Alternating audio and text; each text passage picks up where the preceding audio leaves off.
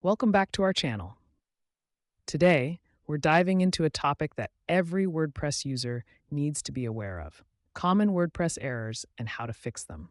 If you've been using WordPress for a while, chances are you've encountered some issues, but don't worry, we're here to help. First on our list is the infamous error establishing database connection. This error can be frustrating, but it's often due to incorrect database login credentials.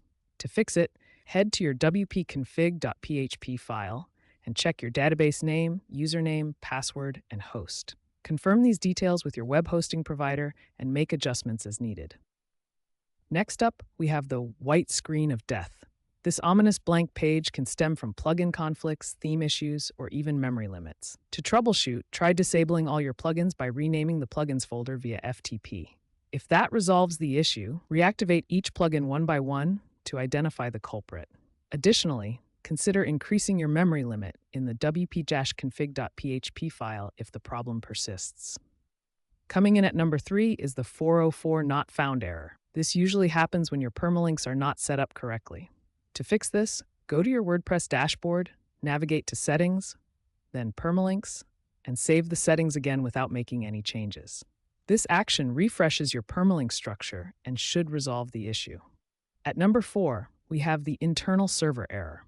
This error can be tricky, but it might be due to corrupted .htaccess files or exceeded PHP memory limits. To fix the error, you can start by renaming your htaccess file via FTP.